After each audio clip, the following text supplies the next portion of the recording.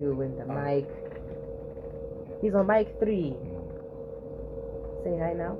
Mic check. That's okay. That's the one. How you doing? I'm good. That's good. That's good. Zimbabwe. Zimbabwe is good. Zimbabwe is good. Beautiful country.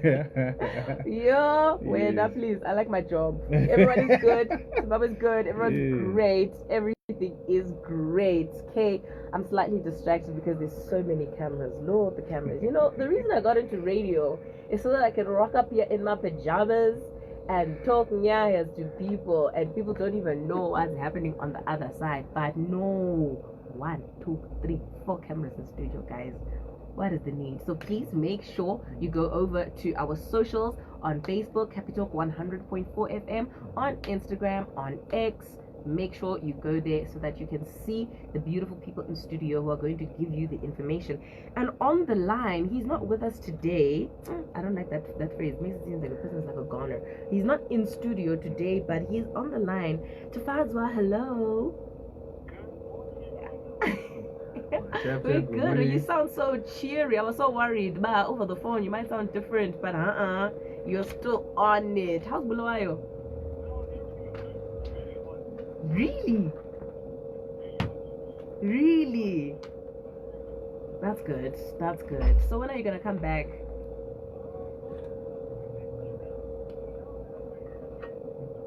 Okay. That's okay. Lance says that's okay.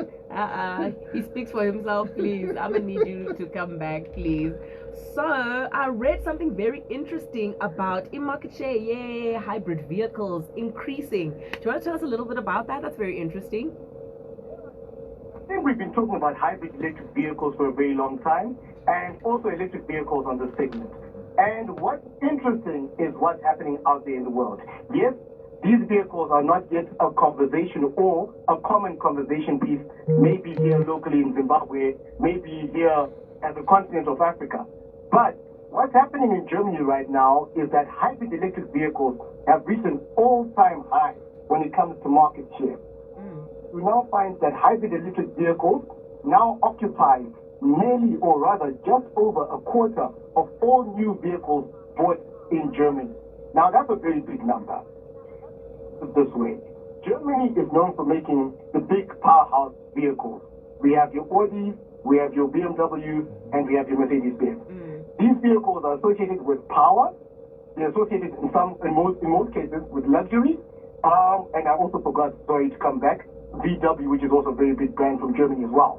But you're finding that of these vehicles, a quarter of the combined sales in terms of new vehicles are now hybrid electric vehicles. Wow, that's actually, wow. Mixed together with your battery pack and electric motor. Now, people think that hybrid electric vehicles are very slow vehicles.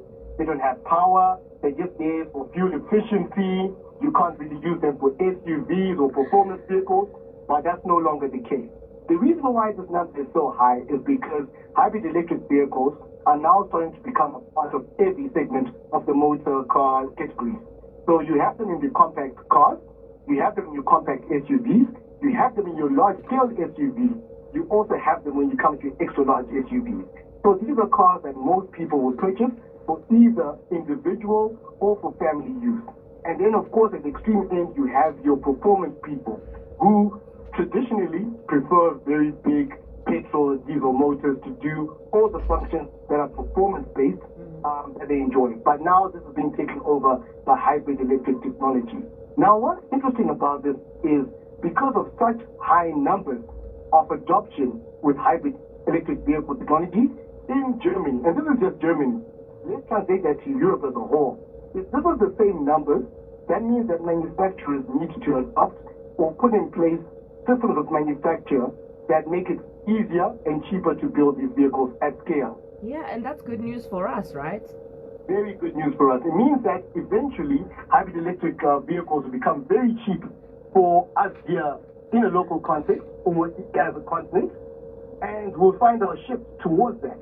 I think that when this happens and the pricing of this technology in terms of the knowledge to fix and repair and understanding combined with the lower price point, combined with the efficiencies this kind of engine brings, it will mean that we'll start to see more and more hybrid vehicles from brand new coming to our country because they're cheaper. They'll also be much more efficient to run. So imagine your fuel taking you maybe twice as far. And of course, people will know how to fix them. So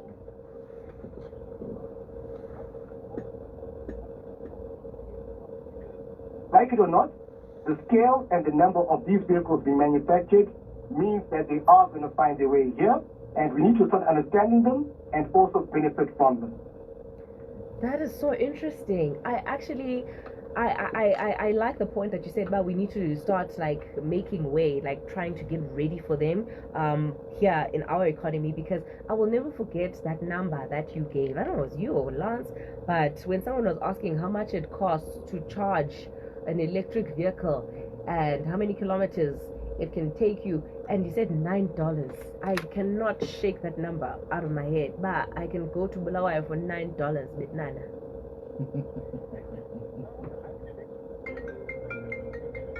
Unlike proper electric vehicles, which are very expensive because they have big battery packs, and you have to charge them at home or at a charging station, hybrid electric vehicles charge themselves. The engine, the traditional engine in the vehicle, a smaller one, actually charges the battery pack as you move.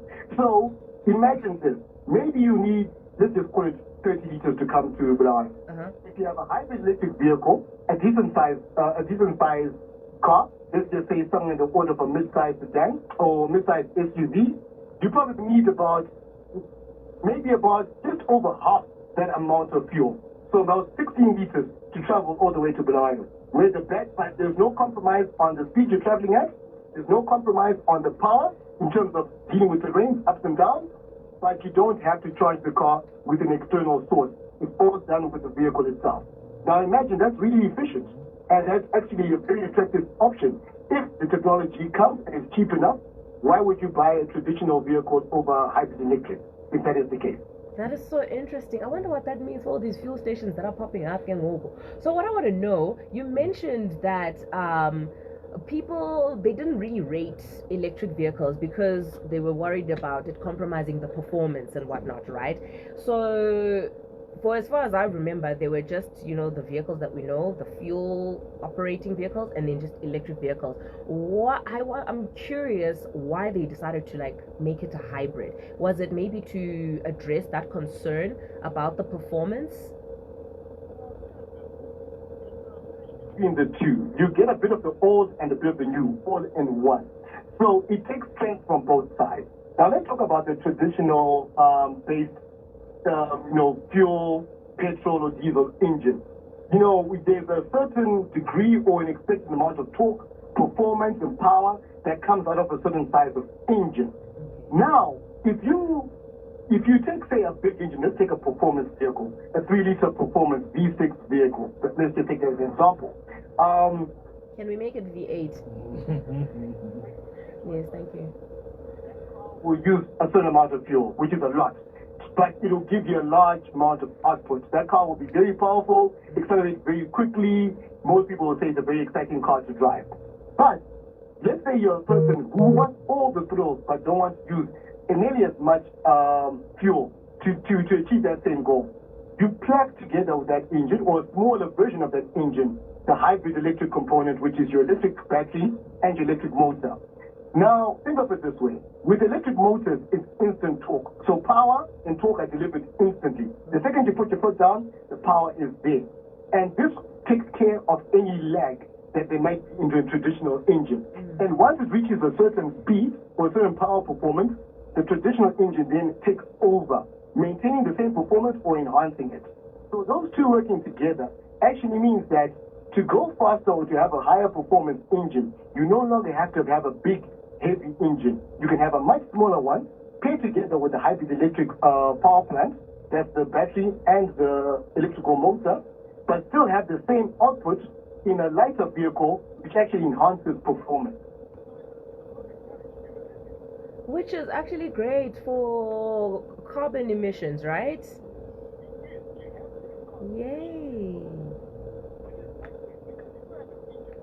So that still emits your CO2 gases and other things as well. Well, if it's working well, it might be water, but let's just say it's getting a bit old, there will be some emissions, but it's far less than a traditional bigger sized engine, but you still get the same performance. Now let's talk about engines being smaller in a hybrid electric vehicle. That means there's more space the engine itself takes up less space, which means it can be configured further forward to help with maybe weight distribution for the vehicle, which means that legroom in the actual passenger compartment is also enhanced. It means your legs can be stretched a bit further in the front, which means the people behind you benefit from extra legroom in front as well. So the old technology and the new technology, which is what hybrid electric vehicles take advantage of, is really a good marriage. You have the surety, or you take away the need for powering up your vehicle through an external source, i.e. plugging into the wall so you charge it. But you have the traditional and more commonly associated fuel type. You don't have to worry about running out of battery. You can just find a fuel station, fuel up, but you're using much less fuel. So I think it's a very good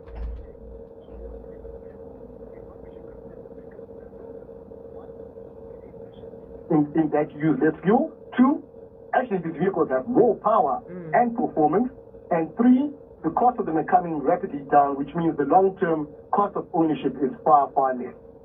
No wonder they're taking up so much market share. That is very interesting. That does sound like a good marriage. I just see pros. Like I can't even think of any cons. It's just pros. So I want us to talk about the fuels now. Last, this is where you're going to come in. If fuels and in octanes in fuels, I want to know what the difference is between unleaded and blended fuel, and how does it impact your vehicle and ultimately your pocket? Because this is something that always confuses me when I go pour fuel. When they ask, "Man, don't blend," I'm like, "Don't blend." Let's start there. What is blend?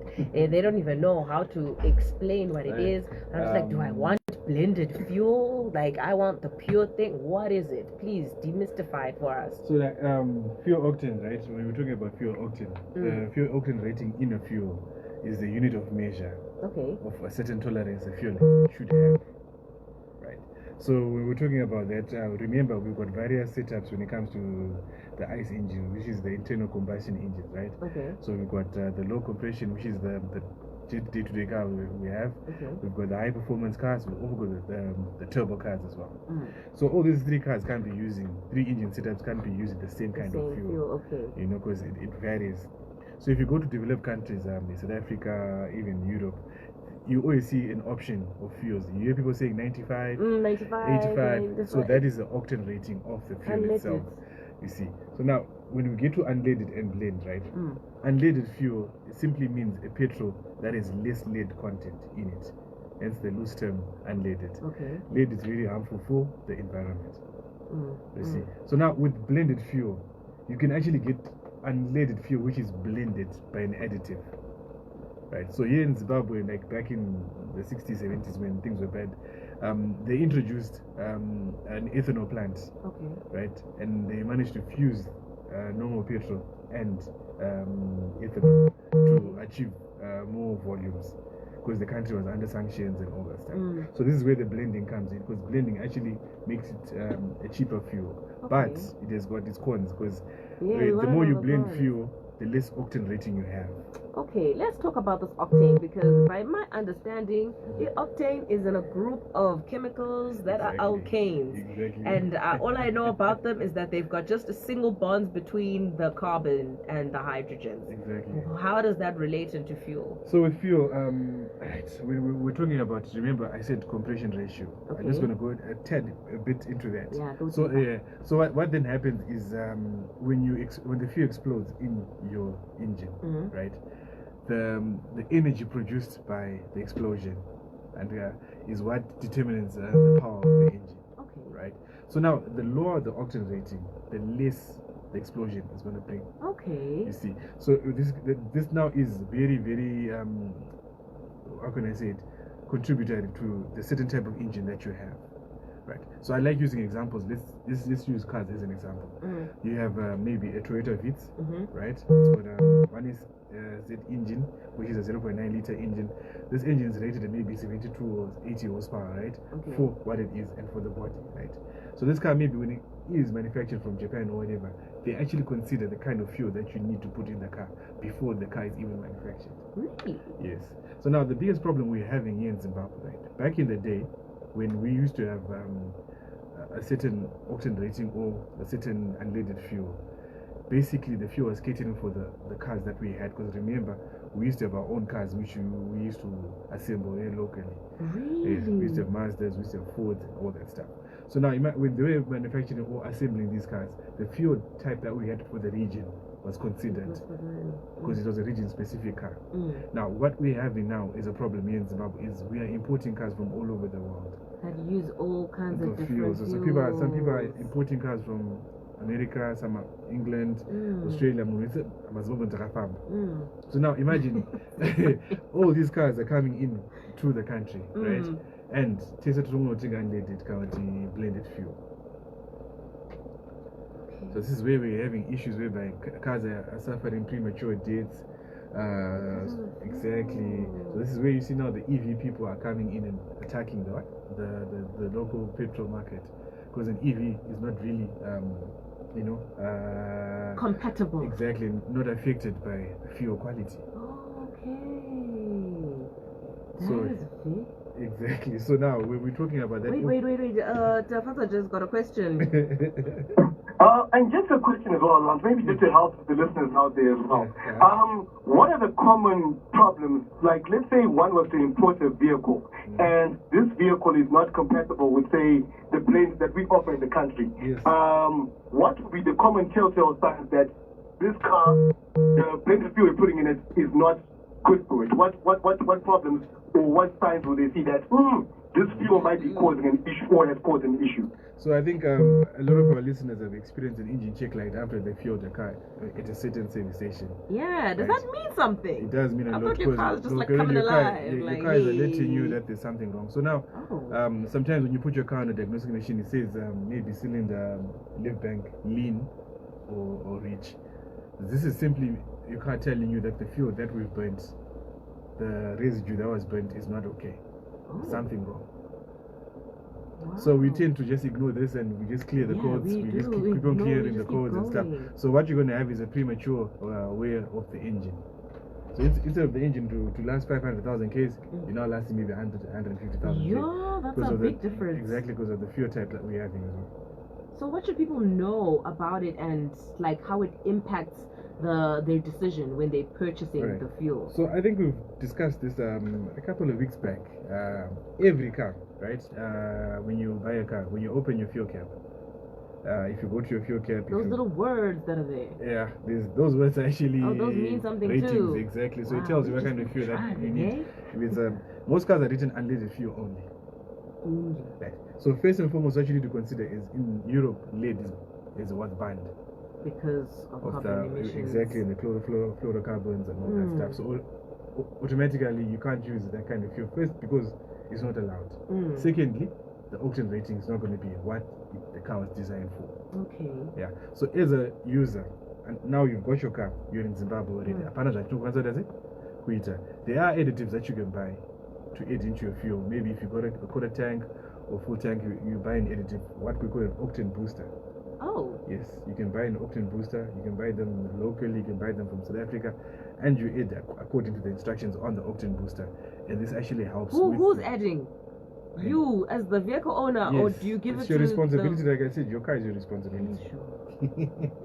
Okay. So if you do not do these steps, you might be lucky, your car will go, but you're not going to perform. I had a very how can I put it? I had an experience. We drove to South Africa. So what we did, we put fuel in locally, and we drove. We had a car, a Jeep V8. We got to South Africa. Yeah, it was alright. We fueled in Messina with the 95, the highest octane fuel that they had. Yeah. And much to our surprise, we also were driving in South Africa. The car actually changed in performance and fuel efficiency. Yeah. Like you can feel it. What kind of things are you feeling when you can feel it? That's more torque. You're also going to experience better fuel consumption as well. Less lag. Exactly. Because in Zimbabwe, there's no problems. That's nice. Take, for instance, you're going to take firewood, right? And you're burning a fire and you enjoy the fire, it's cold. Then you take mashanga in Zimbabwe. What's going to happen? You're going to give don't let go, guys. Mashanga in Zimbabwe. So Tafaza, please help. What is that? So dry nut is from the sugarcane variety. Okay. Sure. So now that discarded thing when you chew your sugar cane, then you got those funny. And also the chibage.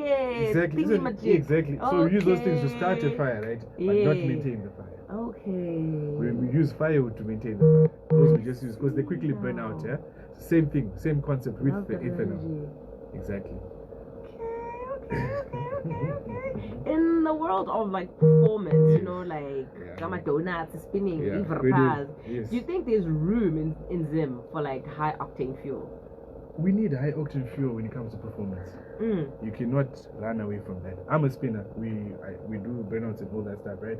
Our cars, we've got a hack that we use. Really? You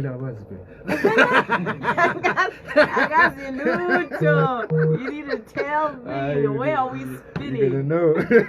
So what we do, we actually use what we call av gas, which is aviation gasoline. We actually use jet fuel. Yes, we actually go and buy our av gas. It's actually allowed because it's a performance vehicle in a restricted area. Okay. So people who are doing circuit racing, drag racing, rally, and spinning actually go and purchase fuel from Charles Prince Airport and Harare International Airport. There are steps which were put in for people to be able to purchase this kind of fuel. Why? It's got the best international octane rating and makes your car perform far much better. And is it just limited for just for the spinning, or can you put it in just your regular average vehicle? So now with the fuel that's the most how can I put it, the highest rated octane fuel you can find, which is F-gas. With the additives, unfortunately, if you put it in a conventional car like your normal car, you're going to have problems with your catalytic converter and your exhaust system. Because what's going to happen is the lead content is going to clog your catalytic converter and your exhaust system. So now with these performance vehicles, they have performance exhausts, performance intakes, and all that. So they'll be actually modified to take this kind of fuel. Okay. Yes. Wow, who knew if you could do so much? That's actually so insane. It is. So you need to ask the right questions. You need to know what you're doing at a fuel station. Exactly. I remember I messed up my dad's car because of this nonsense. I was like, just pour fuel. Wow, fuel is fuel. Pour it. Dying on me. So if I advise our driver. Sorry, Tafaza? Oh, sorry about that. The easiest way to think about this is just like the food you eat. What you consume affects how you feel. Same thing with your car. What you put into it also affects how it performs. I love the analogies. I love the analogies so that we can understand. So like advice I give to our listeners is if you're going to buy, let me just be specific with brands. Yes, please. You're buying a Mercedes, you're buying an Audi, you're buying a BMW. Okay. Right. Most likely your car is going to be a turbocharged car because they're high performance. Okay. Take care of your fuel. When you're buying fuel, yes, buy the unleaded. Unfortunately, that's what we have. And we're not saying the government, you can buy Nissan and stuff. Those are totally point. This is what we have. But when you do buy that fuel, just buy an octane booster. Okay. In diesel, the rating is called cetane as well. It's called cetane? Yes, it's a cetane rating for the diesel as well. Okay. So there's a cetane rating in diesel cars as well. You were talking about diesel 50. And I think I diesel 50 and I think I diesel it's also about the kind of blending that the diesel, we can't say blending as such, but the anatomy of the diesel that's being sold. So the cetane rating as well is also affecting the performance of trucks as well. So I've known of companies, there's a company I used to work for, I'm not going to say the name. What they used to do, they used to buy cetane booster for their trucks. But it used to come in powder form. So what we used to do is to blend it. We used to actually pour the powder in the diesel. That sounds dangerous, guys. That sounds like dangerous work. And we ended up having better mileage. You know, we used to have better mileage and stuff. The problem was that the diesel, the women come and they're black. It's not good, it's black. It's got an additive that they use. Someone is under formula yaki. When it's under formula yaki and stuff. As a basement laboratory, y'all are cooking fuel. So it saves your company because it saves you fuel. Okay. Okay. You know, because the fuel that's being dispensed has got a certain standard for the country. But is that standard good for your vehicle? Because remember, if you imported your car from the States, if you imported your car from Europe, if you imported your car from Australia, this is it. Okay. Do your research. Find out what kind of fuel that your car needs, you know, and you go for it. Just like my wife knows, but I think I petrol, not to take an octane booster. Very interesting. Because we had issues with the previous car that we had. Because of that. Of the fuel. Because we used to say, I'm not that service. Service. But fuel, I always say it right. You know? Is that not something that you guys can pick up? Because I know you do that thing in your line of work. Exactly. Like when that's the problem, the fuel is the problem. Is that something that you're able to pick up when you're doing the service? The biggest problem that I've seen with service providers is once a check light comes in, an oil engine check light for your car, right? So maybe oxygen sensor. The first thing that you're going to do is replace the sensor. But we're not asking what made the sensor. Why? Yes, they're addressing like the symptom, not the cause. So people are buying what they call resonators and oxygen sensor bypasses when the light comes, because what you're concerned about is the light coming off and not fixing the problem. So you notice people actually remove the oxygen sensor and put a hack that turns off the light. So what's going to happen is your car is going to think that the fuel is good, yet the fuel is bad.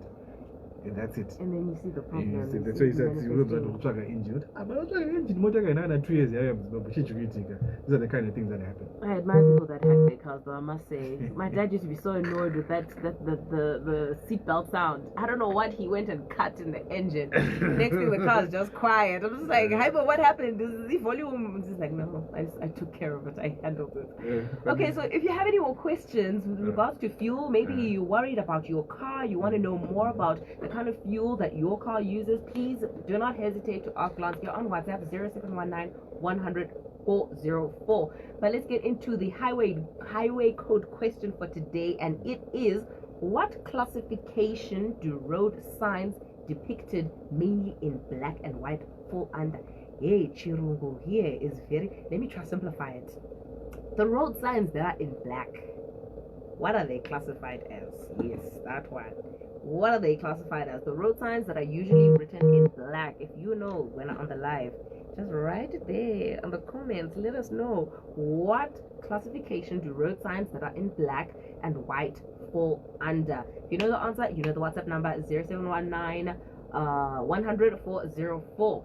So while we wait for the answer, what is the car of the week?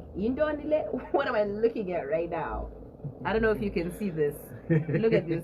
Look at this. What is it? So a classic car of the week. We're not gonna give the guys to case, right? No. We just gotta tell. Okay, so our classic car of the week is the popular Nissan Sunny box. Okay. Right. So this car was manufactured from 1985 all the way to the 90s, right? And we're lucky to be one of the few countries that actually assembled this car. Really? Yeah. So locally it's called the Nissan Sunny. In South Africa it's called the Nissan Sentra. See, now I know it. Sentra. Exactly. It was a good car because when it came out, look, some of the models at Aircon in the early 90s. That's exciting.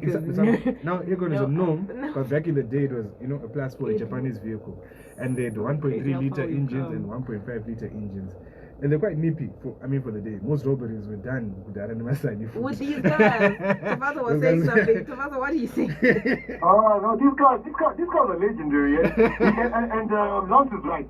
These things were very quick for what they were. Yeah. And the one thing I remember about these cars is that they were panel beater's dream, because they were very square and boxy, which made it very easy to fix. Because they're not round shapes, so it was just a box car, eh? And but it did have its cons as well, because quite be what motors. Remember, there's so many incidents where these cars were stolen. The thieves get away car of choice. Exactly. Stolen, of course. Exactly. So remember, I went for a soccer match in the 90s. I could see someone looking for his car in his pocket. That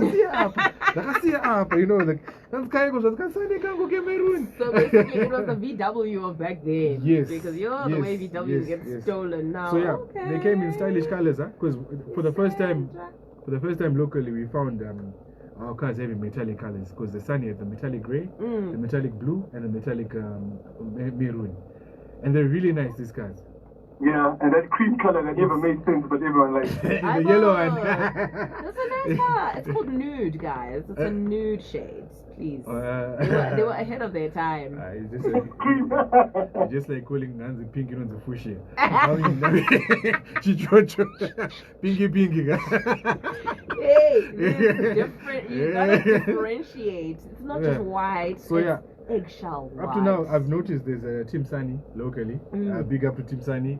These guys are doing strides, you know. I've seen them driving, you know, one to my meets 12, and they're going all over the show. I mean, the last time we heard them in Norton. Really? Yeah, it's really something. Because look, people are building Gusheshes, which is a BMW E30. People are building the Golf City in Zimbabwe. When you say building, what do you mean? I mean restoring. Okay. Yeah, restoring, right? But why don't we have our own culture whereby we build the cars which were our cars, you know? Because we're copying South African culture, we're copying Anzi Gusheshe.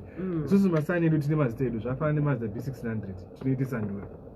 But then are those cars still around? They're there. And you know, if you go in Kaguri, there's so many people selling parts for the cars that we had from Willow. Remember, Willow offloaded stock of the cars they used to assemble. Okay. You know? So, I mean, look, big up Team Sunny.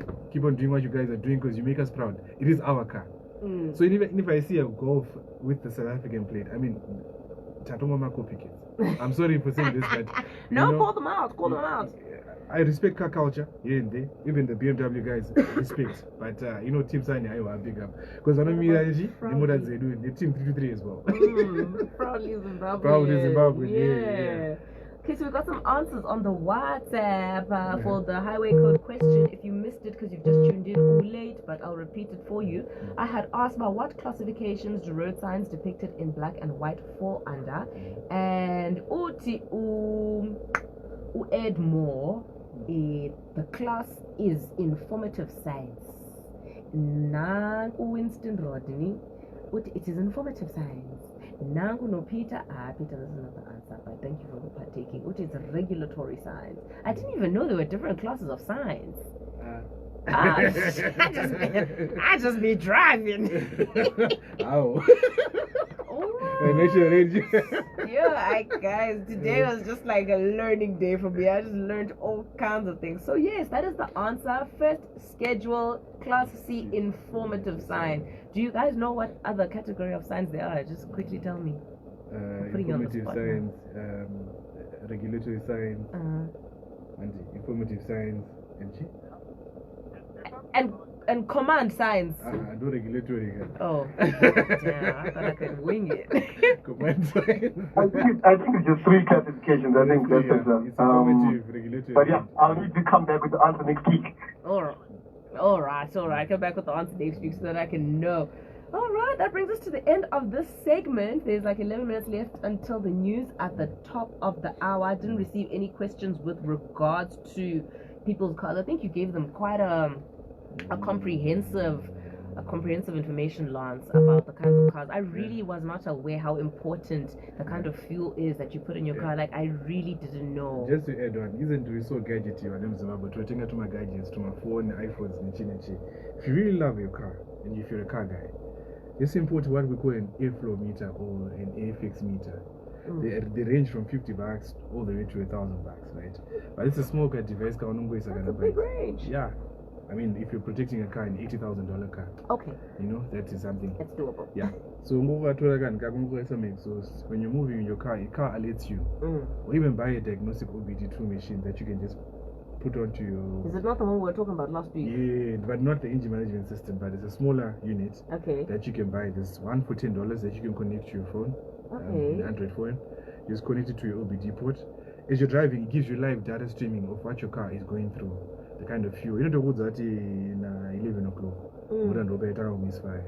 Then you know your trades with 10 past 10. Fuel. So that Orlans don't cutter us when we take the car in and they tell us it's the thing. That's not the thing. That's wrong. Exactly. You know, so love it. With technology, you know, they're actually helping us because more and more cars are being repaired through software and electronics more than the mechanical aspect. Because the mechanical side, these guys have managed to actually pay their school fees. They're doing better. But now with more electric cars, the more integration of the electric systems in your car, you can protect your car more. And also, And also, I think just to add on to the type of fuel that should go in your car, I think most people will think this conversation revolves around petrol engines only. It's not the case. The same is true for diesel engines. The most common diesel at the moment is diesel 50. Okay. And then, but back in the days, there used to be diesel 500, which can still be found in some service stations, but it's not recommended for your modern vehicle. Why not? Damage your engine. It will clog your engine. It's what? It will clog your engine. It will clog your exhaust systems. And, So it can actually lead to engine failure if you put it into a newer modern diesel engine. It can actually lead to the car being underpowered, or in some cases actually stop working, and you need a complete engine overhaul or a replacement altogether. So you have to really take care of that as well. Yeah, that's so hectic. Last question before you go. I've always heard about people complaining that the most expensive thing that you'll ever have to fix in the car is a gearbox. I want to know, is that the case, or having to get a completely new engine because of something like this, is that more expensive? Where does it fall in comparison? Okay, so when it comes to the gearbox, already what the gearbox does, it transfers the power that comes from the engine to your vehicle. Right? The simba the simba that comes from the engine is transferred through your car's wheels through the gearbox. Okay. So now the gearboxes are now interacting with the engine. Kudara used to be cables, but nowadays it's sensors, right? So your car actually tells you, no. If your engine had power show, so your gearbox goes into limp mode and your car glides on and stuff.